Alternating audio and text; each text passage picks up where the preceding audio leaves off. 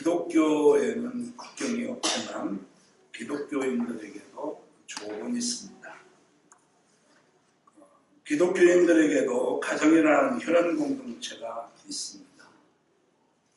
이러한 사실은 초대교회에서 이방인의 사도로 인정되었던 사도 바울에게도 마찬가지였습니다. 사도 바울의 동족에 대한 사랑을 한번 살펴보면서 우리나라도 북한에 대한 생각, 우리나라가 잘 살게 되니까 쟤네들이 우리가 통일을 하게 되면 우리 세금 더 많이 내야 되는 거 아니야? 사회적 갈등, 사회적 비용이 훨씬 더 많이 유발되는 거 아니야? 이런 생각을 가진 사람들이 참 많은 것 같아요. 그래서 통일을 대박 논리로만 해결하려고 하고, 그래서 통일에 대한 거부감을 많이 나타내는 것도 사실인 것 같습니다. 그래서 바울이 동족을 어떻게 생각했는지, 또 바울이 자기 가족들을 어떻게 생각했는지를 헤아리면서 우리의 동족 사랑, 우리의 가족 사랑을 어떻게 가져야 되는지 살펴볼 수 있는 그런 시간이 되기를 바랍니다. 우리는 가족 사랑하면 혈연적인 생각, 내가 너를 낳았으니까, 내가 부모님이 나를 이렇게 낳아서 키워주셨으니까 참 고마운 분이야. 내가 너를 키워줬으니까 참 내가 너를 사랑한다. 우리 그리스도인들의 생각은 여기에 머물러 있으면 안 돼요. 부모에 대한 생각, 자녀에 대한 생각은 그걸 이렇게 초월해서 하나님께서 우리 가정을 향한 섭리와 계획이 무엇일까?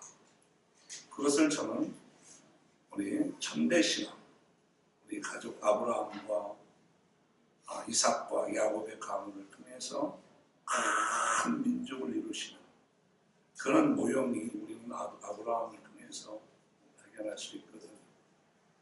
하나님께서 유대 민족을 통해서 이 민족에, 이 세계에 어떻게 다가오시는지 이것을 볼 수 있어야 됩니다.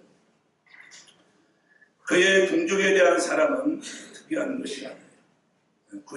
구약에 나타나는 선지자들 가운데에서 여러 인물들이 나오는데 그들이 다 동족에 대한 사랑, 모세, 예레미야, 다니엘, 느헤미야, 이런 사람들은 동족에 대한 생각이 참 특출했어요. 또 예수님 역시도 십자가 위에서 자신을 사랑했던 제자에게 자신의 어머니를 부탁하는 마음을 표현하는 것을 볼 수 있습니다. 이 가족에 대한 생각, 사랑도 남달랐던 것을 볼 수가 있습니다. 하나님의 사람이라면 당연히 타인의 영혼을 구원코자 하는 열정뿐만 아니라 자신의 혈육에 대한 뜨거운 사랑, 그것을 간직해야 돼요. 그래서 우리 그리스도인들에게는 가장 큰 축복이 뭐냐? 신앙전승이에요. 그래서 너와 내가 가족이 된, 하나님의 인연이 된 것은 그 가정을 통해서 하나님의 원대한 계획이 있음을 봐야 돼요. 이것이 없으면 우리 가정을 참 축소해서 보는 거예요. 예수님께서도 사마리아인들보다 이스라엘이 먼저였어요. 이스라엘은 하나님 예수 그리스도를 자신의 메시아로 받아들이지 않았습니다. 무시하고 심지어는 자신을 죽이려고 호시탐탐 노렸습니다. 그럼에도 불구하고 예수님께서는 그 사실들을 안타까워하시면서 다음과 같이 말씀하셨어요. 오 예루살렘아, 예루살렘아, 선지자들을 죽이고 너에게 보낸 사람들을 돌로 치는 자야. 마치 암탉이 자기 병아리들을 날개 아래 함께 모으듯이 내가 얼마나 자주 내 자녀를 모으려고 하였더냐. 그러나 너희가 원치 아니하였도다. 자신을 알아보지 못하는 동족들을 향해서 참 안타까워졌어요. 바울 사도도 에베소에서 예루살렘으로 가려고 하는 바울을 뜯어말리는 거예요. 정말 거기 가면 큰 핍박이 있을 것입니다. 자기를 정말 죽이려고, 죽이지 아니하면 밥을 먹지 않으려고 집중된 사람들이 있어요. 예루살렘에 가지 마십시오. 그럴 때 바울 사도는 이렇게 얘기합니다. 어찌하여 울면서 내 마음을 약하게 만드느뇨. 나는 주 예수의 이름을 위하여 예루살렘에서 결박을 당할 뿐만 아니라 죽을 각오까지 되어 있느니라. 그러면서 사도행전 21장 10절에서 14절을 보면 그들의 권고를 받아들이지 않고 주의 뜻이 이루어지기를 소원했습니다. 그래서 사도행전 28장 20절에 보면 사도 바울은 자신이 쇠사슬에 얽매인 죄수의 몸이 되어 로마까지 온 것은 이스라엘의 소망을 인하여 라고 이렇게 얘기했습니다. 다시 말해서 그 민족을 하나님께서 선택하셨는데 자기네들은 왜 자기 민족을 하나님이 선택해 줬는지를 몰라요. 근데 바울 사도는 어떻게 해야 돼요? 이스라엘을 향한 하나님의 소망을 향해서 이스라엘에 주어진 하나님의 사명은 하나님의 영광이 나타나고 하나님의 은혜가 온 땅에 선포되는 것이었어요. 그 사명을 이스라엘은 자각하지 못하는 거예요. 그런데 예수님을 만난 바울은 그것을 알았어요. 하나님께서 아브라함 가정을 통해서 하나의 민족을 만드시고자 하는 계획이 있었듯이 하나님 유대 민족을 통해서 온 땅에 하나님의 뜻을 전파하는 역할을 해주기를 바울 사도는 그것을 깨달았던 거예요. 나는 여러분들이 정말 가정을 그런 눈으로 바라보기를 간절히 축원합니다. 내가 우리 교회를 그런 눈으로 바라보시기를 간절히 축원합니다. 그냥 교회가 내 신앙하는 그런 신앙생활하는 그런 장소가 아니에요. 우연하게 어떤 남편을 만나서 한 자녀를 낳는 그런 생물학적이고 정말 지극히 전통적인 차원에서 우리 가정을 바라보면 안 돼요. 하나님께서 우리 가정을 향한 하나님의 계획이 있어요. 그걸 봐야 돼요. 하나님께서 우리 목련교회를 향한 하나님의 계획이 있어요. 우리가 그것을 보지 않으면 저나 여러분이나 굳이 여기 지하실에서 같이 예배할 이유가 없어요. 이보다 훨씬 더 나은 사역 환경이 기다리고 있고요. 여러분들도 이 목련교회보다 훨씬 더 신앙생활하기 좋은 교회들 많이 있습니다. 여러분들 여기 우리 교회 오시기까지 교회 몇 개에 거쳐서 오신지 아세요? 정말 목련교회보다 환경이 신앙생활하기에 좋은 그런 그 좋은 교회들이 몇 개를 거쳐서 우리 목련교회에 오신지 아시냐고요. 정말 화려한 찬양대가 있고요. 그럴듯하게 가서 찬양대원에 한 사람으로서 찬양도 할 수 있고요. 거기 가면 여러분들 목련교회보다 훨씬 더 환영받을 수 있어요. 그럼에도 불구하고 우리가 만나야 하는 이유는 뭐예요? 목련교회를 향한 하나님의 섭리와 계획이 있기 때문에 그래요. 그걸 우리가 인지하지 못한다고 하면 우리가 하나님께서 불러주신 목적을 잃어버리는 거예요. 여러분, 바울 사도는 그것을 알았어요.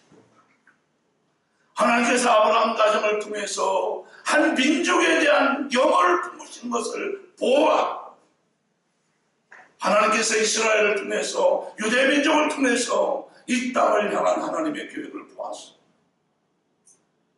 자기가 죽을 줄 알면서 로마에 가는 이유가 뭐예요? 이스라엘의 소망을 인하여. 정말 멋지잖아요. 이스라엘은 그래서 우리는 사적인 존재가 될 수가 없어요. 내 삶의 영역을 사적으로 국한시키는 한 그것은 축복이 아니에요. 나만 잘 살고 내 직장만 튼튼하면 되고 내 몸만 건강하면 되고 우리 자녀들만 잘 되면 되고 하나님이 우리를 불러주신 목적과는 나는 공적 존재. 나는 공적 존재. 이렇게 나를 어떻게 규정하느냐에 따라서 내 지경이, 내 삶의 지경이 결정되는 거예요.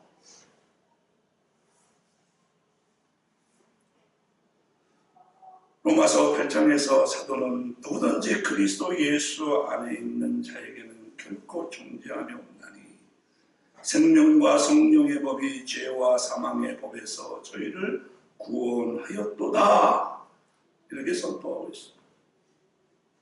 그리고 성화의 삶을 이야기한 다음에 마지막으로 환난이나 적신이나 위험이나 칼이라 그 어떤 피조물이라도 그리스도 예수 안에 있는 하나님의 사랑에서 우리를 끊을 수 없다. 바울사도는 엄청난 자기 하나님을 만난 체험을 가지고 있어. 왜 하나님이 나를 불러주셨지? 죄인의 죄수보다 더 악한 나를 왜 하나님이 나를 불러주셨지? 이 로마서 8장까지 그 얘기를 하다가 갑자기 로마서 9장에 들어오면서 울음 섞인 소리로 어조가 바뀌면서 자기 안에 큰 근심이 있다. 그칠 줄을 모르는 그 고통이 내 가슴 속에 있다. 그것이 바로 동포, 친척, 가족을 향한 고통인 것이에요. 우리 예수 믿고, 우리 정말 예수 믿고, 우리 천국 가자.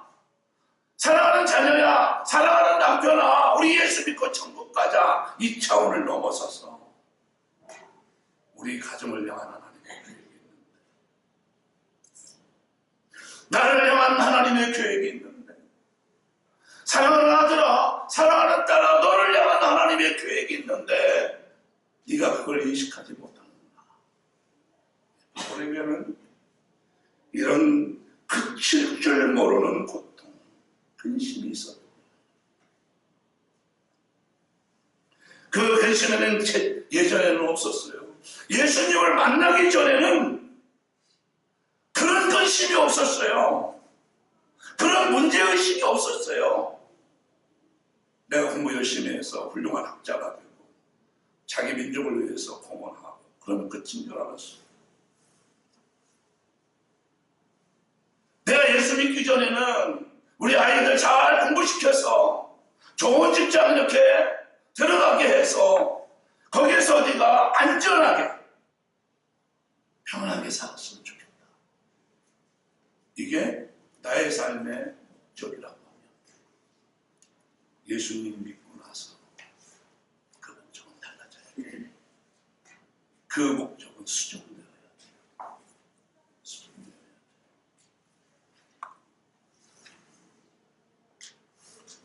한때는 예수님을 나사렛 목수의 집안 아들이 인류의 구원자일 수 없다고, 그럴 수 없다고, 그건 말이 안 된다고 굳게 믿었던 사람이었어. 오히려 하나님에 관해서 허망한 풍설을 퍼뜨리는 이단의 괴수라고 생각했어. 그런 확신에 차서 대제사장의 국문을 취해서 면허장이에요, 면허장. 대제사장의 국문이라는 것은 면허장이에요. 그걸 가지고 다메섹으로 달려가요. 왜냐하면 그들을 체포하고 심지어는 그들을 신문할 수 있는 고난이 손에 쥐어진 거예요. 그런데 아이러니하게도 그 대제사장의 국문을 들고 다메섹으로 가다가 예수님을 만나요. 예수님을 만나요. 사울아, 사울아, 사울아, 네가 왜 나를 핍박하느냐? 당신이 누구입니까? 나는 내가 핍박하는 예수다. 오늘 아침에도 우리 중고등부 거듭남이라는 게 뭐냐. 참 말씀을 전하면서 은혜를 받았어요. 아이들이 1년 동안 너무 많이 바뀐 거예요. 언어도 바뀌었고 게임하는 시간도 바뀌었고. 전 놀라운 것은 뭐냐면 사모가 서빙을 해요. 전에는 아버지만 밥 타다 줬는데 지금은 권사님들 밥을 타다 주고. 왜 바뀌었느냐? 누가 너 보고 아빠가 너 보고 그렇게 하라 하더냐? 그렇게 하면 용돈 준다고 하더냐? 예수님이 그 안에 들어오니까 마음이 바뀌어요. 예수님이 그 안에 들어가시니까 생각이 바뀌는 거예요. 윤경아, 내가 예수님 믿고 달라진 게 뭐가 있니? 목사님, 저에게는 교회를 사랑하는 마음이 있어요. 그래서 자기가 마땅히 해야 할 일을 하지 않으면 마음이 불편해요. 엄마가 그렇게 해야 된다고 하더냐? 엄마가 그렇게 안 하면 용돈 안 준다고 하더냐? 그건 아니에요. 누가 그렇게 안 하면 너 혼낸다고 하더냐? 그건 아니에요. 어느 날 예수님이 그렇게 오시고 나셔서 그렇게 하는 것이 마음에 기쁨이 있어요. 예수님이 오시고 나서 언어가 달라지고, 예수님이 오시고 나서 예배하는 게 달라지고, 예수님이 오시고 나서 생각이 달라지고, 예수님이 오시고 나서서 내 행실이 달라지고, 돈 쓰는 게 달라지고. 어느 날 바울에게 하는 예수님이 오셔서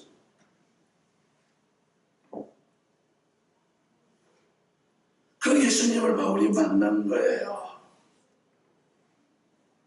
그 이성이 뒤집어졌어. 어떻게 죽은 자가 살아날 수 있지? 어떻게 죽은 자가 살아날 수 있지? 어떻게 죽은 자가 나한테 올 수 있지? 여러분, 프레임이죠. 이성으로 납득이 안 되면 안 믿어지는 프레임이죠. 거기 한번 탁 걸려버리면 절대적으로 그 한계를 벗어나기 힘들지. 뭐야, 그냥 신앙의 대상이니까 그렇지. 바울도 똑같았어요. 예수님은 분명히 하나님께 저주를 받아서 십자가에 죽은 사람이었어요. 그런데 그 저주받은 예수가 어떻게 하나님의 능력으로 다시 태어나지? 다시 살아나지? 그리고 어떻게 나에게 오지? 이성으로 이해할 수 없었어요. 그런데 그는 알았어요. 왜? 체험을 했습니다. 그분이 내게 오셨어요. 너무너무 충격이었어요. 너무너무 충격이었어요. 눈이 멀어버렸어요. 완전 이성이 밤이 돼버렸어요. 그러고 나서 복음의 신비를 깨닫게 되었어요. 자기가 예수님이 저주를 받아서 유대인들에게 십자가는 저주의 상징이거든요.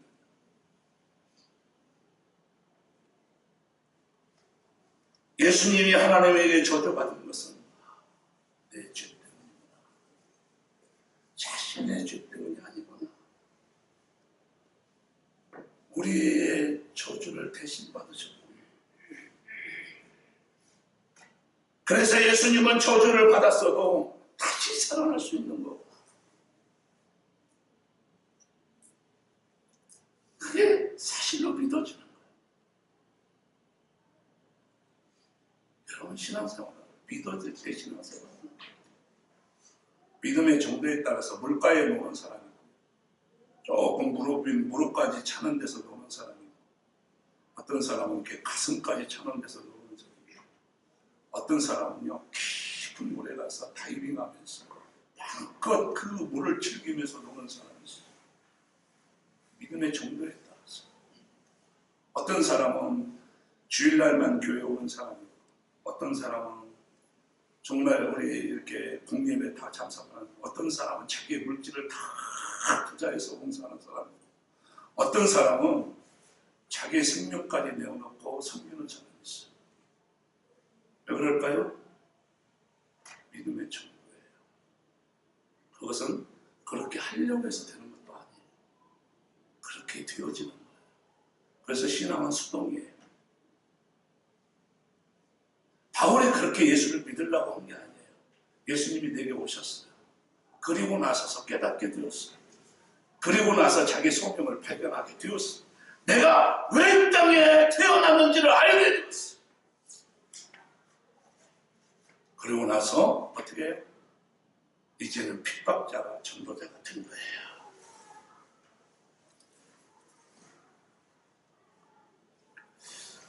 이런 커다란 하나님의 복음을 깨닫게 되었을 때 그것은 한편으로는 이 사람에게는 감격을 갖다 줬지만은 이 사람에게는 한편은 큰그런 돌덩어리와 같은 근심과 처절한 고통을 가져다 주었어.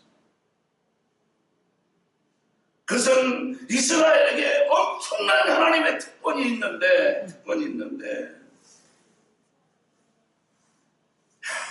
4절 우리 한번 같이 읽을까요? 4절 시작. 그들은 이스라엘 사람이라 그들에게는 양자들과 언약과 율법을 세우신 것과 예배와 약속들이 있고 5절 같이 읽겠습니다. 조상들도 그들의 것이요 육신으로 하면 그리스도가 그에게 나타나셨으니 그런 만물 위에 계셔서 세세의 찬양을 받으시는 하나님이 엄청난 특권을 받았는데 근데 받으면 뭐예요? 자기가 그 특권인 줄 모르는데 불쌍하잖아요.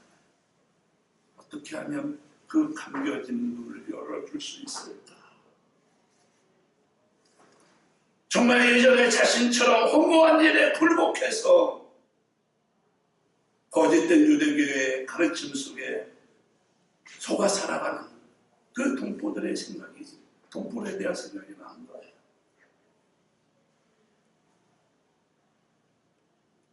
우리 하나님께서 우리를 불러주시면 하나님의 자녀로 불러주시고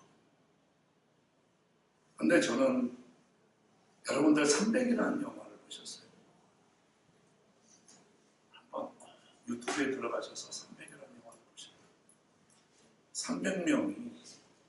300명의 스파르타 군인들이 그 페르시아의 수십만 명을 이기는 장면들입니다. 그런데 그들이 어떻게 페르시아 군인들을 이기는지 그리고 정말 자녀들을 스파르타 군인들을 어떻게 만들어가는지 한번 보시죠.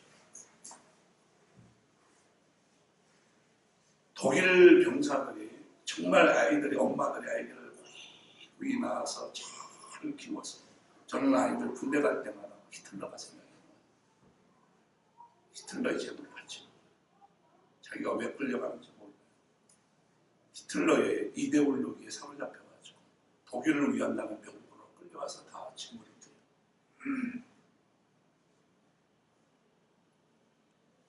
우리는 결단을 해야 돼요. 내가 시저의 아들로 살아갈 건가 하느님의 아들로 살아갈 건가. 대부분 시저의 아들로 살아가요. 봉급 몇 푼 회사에서 주니까 국가에서 거주니까 그거에 황홀해서 시저가 말하는 것을 다 성공하고 시저가 말하는 것을 가르치면서 지켜 행하려는 거예요. 제가 여러분들 기독교 세계관 렌즈로 인문학일교라는 책에 다 써놨어요. 이 사람은 뭐라고 해요? 자기가 복음을 깨닫고 나서 뭐냐면 내가 저주를 받아서 그리스도 예수 안에서 예수에게서 끊어질지라도 내가 원하는 바로다. 내가 저주를 받아서 예수님으로 내가 단절된다 할지라도 내가 우리 동포들이 자기 하나님께서 자기가 받은 그 복음의 진리를 깨달았으면 좋겠다.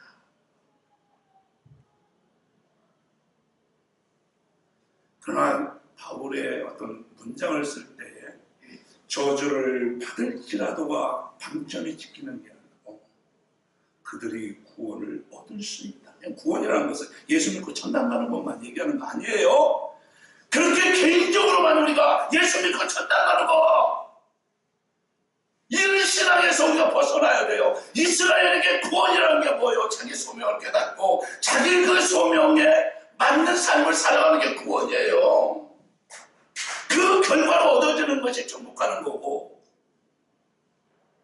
그런데 언제부턴가 예수 믿고 천당 가자 요거에만 갇혀가지고 다 개인 신앙, 사적 신앙, 그러다 보니까 교회 생활이 다 자기 중심적인 신앙생활을 하게 되는 거예요.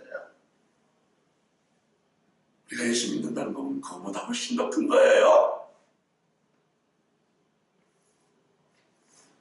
다른 데 가서는 자기 중심으로 산다 할지라도 교회 와서는 공적 신앙, 공동체 중심으로 살아가는 거예요. 내가 저주를 받을지라도가 아니라 그들이 구원을 얻을 수 있다면 내가 그런 희생 감당할 수 있다. 이것은요, 부모가 된 사람은 알아요. 한 번은 대학원에서 강의를 하는데 어떤 사람이, 어떤 중년이 거의 울어요. 근데 왜 우셔요? 우리 아들이 군대 갔어요. 오늘 제가 군대 그 논산훈련소 갔다 왔어요. 그런데 아이가 머리 감고 그 부대를 들어가는 모습이 내 머리 이마에서 지워지지가 않아요. 차라리 내가 군대 생활했으면 좋겠어. 이 말이 뭐예요? 내가 저주를 받을지라도 그들이 구원을 얻을 수 있다. 이 말이에요.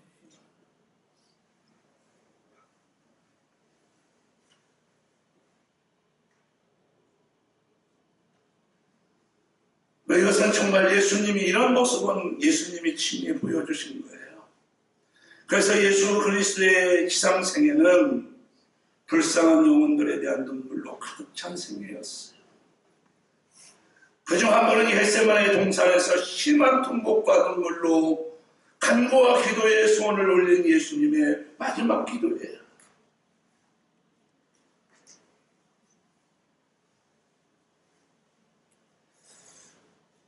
청교도에 리처드 팩스트라고 하는 분이 있어요. 여러분들 그분이 쓴 책 다 읽어봐야 돼요. 그분이 책 속에서 이런 말을 남겼어요. 구원받지 못한 영혼을 위해 눈물을 흘릴 수 없는 사람은 누군가 대신 울어줘야 할 불쌍한 영혼을 가진 사람이다. 구원받지 못할 처녀를 위해서 눈물 흘리지 않는 사람은 누군가에게서 그 사람 누군가가 대신 울어줘야 할 불쌍한 영혼을 가진 사람이에요. 참 이게 바울의 마음이 참 잘 남아있어요. 내가 저주를 받아서 그렇게 예수님을 만나서 내가 복음을 깨달은 그 예수님으로부터 단절될지라도 그들이 구원을 얻을 수 있다. 왜냐하면 복음을 깨닫고 나서 내가 누구인지 발견했거든요. 내가 어디로 가고 있는지 발견했거든요. 내가 누구인지 발견했거든요. 앞으로 어떻게 살아야 되는지 발견했거든요. 지금 제가 던진 질문들은요, 모든 인문학이 다 말하는 주제들이에요. 내가 누구인지, 나는 어디로부터 나서 어디로 가지, 뭐가 오는 거지, 나의 미래는 어떻게 되는 거지, 다 모든 인문학이 다 그 얘기하고 있는 거예요.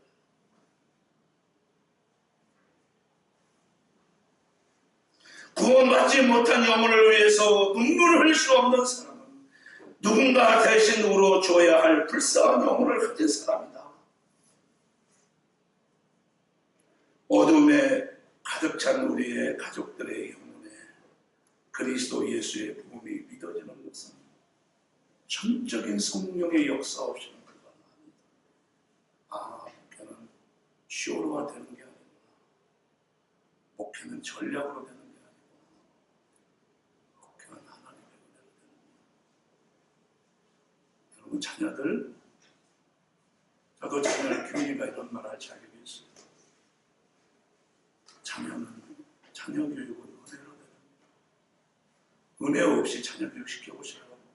공부 잘하면 잘하는 대로, 똑똑하면 똑똑한 대로 다 자기가 잘나서 그렇게 된 줄 알지, 그게 부부의 도구 생각하지 않아요. 제가 지나고 오면서 느낀 게 하나님의 은혜로 하나님이 아이들을 만들어가는, 하나님께서 저들의 생각과 저들의 마음을 추정하시는 거예요. 느낄 수 있어요.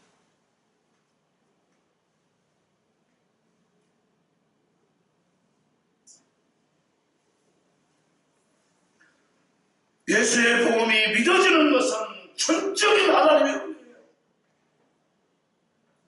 목사님, 저 잘 안 믿어지거든요. 저는 왜 이렇게 잘 안 믿어지는지 모르겠어요. 지난주에 우리 성도들하고 작전 받게 되는데 정말 깊이 신명기를 읽어가면서 깨달은 게 있어요. 기독교는 보이는 종교가 아니라 듣는 종교예요. 세상의 모든 종교는요, 보암직하고 먹음직하고 탐스럽게, 지혜롭게 할 만큼 탐스러운 것을 쫓아 다 눈에 보이는 거거든요. 근데 기독교는 듣는 종교예요. 이스라엘아 들어라, 쉐마 이스라엘. 여러분들 말씀이 안 들리잖아요. 가장 두려워해요. 설교 시간에 말씀이 안 들리잖아요. 가장 위험한 때예요. 그런데 말씀이 들려지잖아요. 그건 축복의 정식이에요, 정식. 여러분 말씀을 안 듣고 교회 문 밖에 나가잖아요. 그것은 다만 안대를 끼고 운전하는 것도 똑같아요. 계시의 말씀이 없는데 어떻게 운전해요? 어떻게 내 인생의 방향을 잡을 수 있어요? 모든 것을 판단할 수 있는 기준이 뭐가 돼요? 고작 해야 내게 이익이 되는가? 남들이 많이 가는가? 그 코드는 이제 세상 사람 다 가지고 있어요. 그런 잣대는 누구든지 다 가지고 있어요.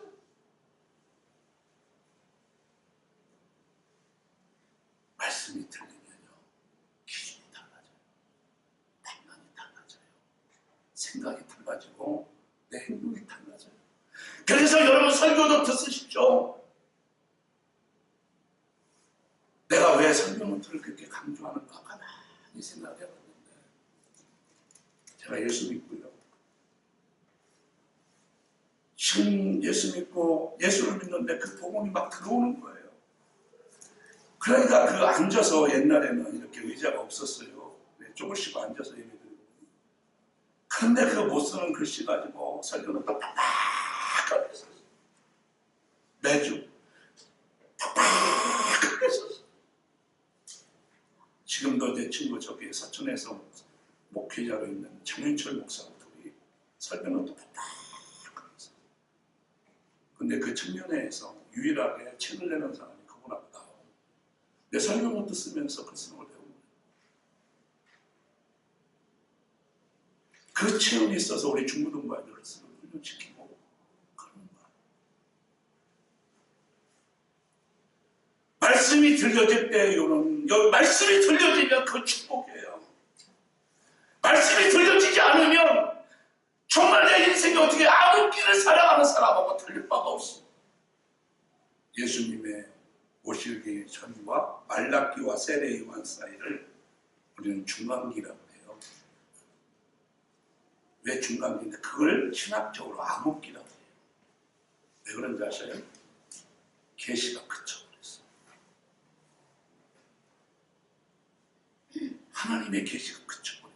그러니까 말라기 선지자와 세례 요한 사이에 하나님이 말씀하지 않으시는 거예요.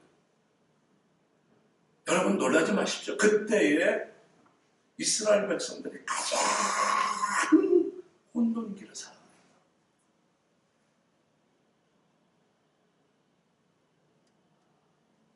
그래서 그때는 중간기를 암흑기라고 얘기해요. 말씀이 들려지면 하나님이 내게 일하시는구나. 말씀이 들려지지 않으면 어찌할꼬. 두 종류의 사람이 있어요. 사도행전에 보면 말씀이 들려지면 어떻게 해줘? 어찌할꼬. 그러니까 말씀이 안 들려지면 어떻게 되죠? 사람이 약해져요. 그래서 베드로와 바울을 죽이려고 따라다녀요. 저 인간 때문에 내가 불편해서 못 살겠어. 왜 말을 저렇게 해? 나 저 인간 안 없으면 마음이 편하겠어. 그러니까 바울과 빌립과 베드로를 계속 핍박하는 거예요. 이게 베드로의 문제일까요? 이게 바울의 문제일까요? 누구의 문제예요? 자신의 문제지. 그걸 우리는 심리학적으로 뭐라고 얘기하는 거예요? 투사하는 거예요. 왜 설교 시간이 왜 길죠? 왜 말을 목사님 저렇게 하죠? 자기의 문제예요.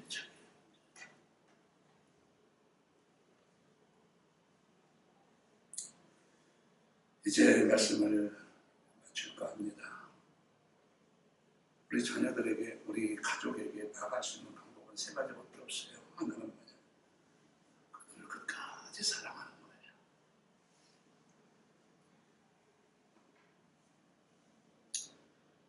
가족들에게 자신 있게 어머니 예수 믿으세요. 아버지 구원 받으세요. 말하지 못하는 이유는 뭐냐면 자기 스스로가 그런 말을 할 수 있는 자격이 안 된다고 스스로가 믿기 때문에 그래요. 그래야 그래요. 전도하는 사람도요. 내가 전도자의 삶을 살지 않으면 전도를 못해요. 복음에 대한 체험이 없는 사람이 어떻게 전도를 해요? 더 없는 얘기예요.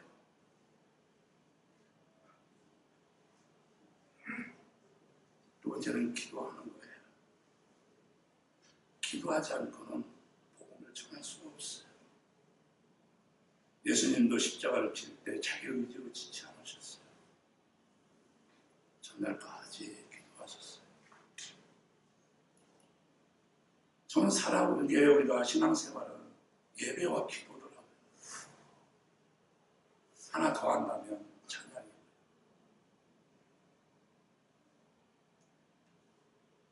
참 어려운 게 가족들한테 인정받는 것인 것 같아요. 가까운 사람들한테 인정받으려면 뭐 해야 돼요? 자기 헌신밖에 없어요. 우리 자녀들한테 인정받으려면 뭐예요? 말로 돼요? 자기 헌신밖에 없어요.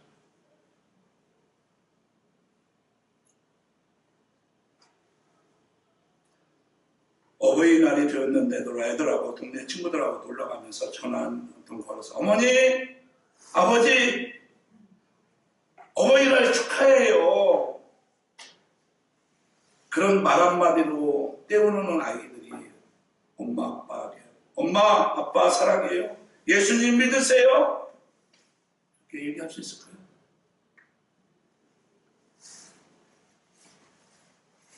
사랑하는 성도 여러분, 하나님께서 우리를 이렇게 왜 사랑해 주셨는지, 우리를 왜 불러주셨는지, 내가 예수로부터 끊어질지라도 정말 바울의 그 처절한 그 고백인 내가 나의 예수님에 대한 체험에서 나오는 거예요. 새해에 그런 예수님 만나서 그 예수님의 음성을 듣고 그 복음의 감격, 그 복음의 지혜로 살아가는 우리 목련교회 성도들 되기를 주의 이름으로 축원합니다.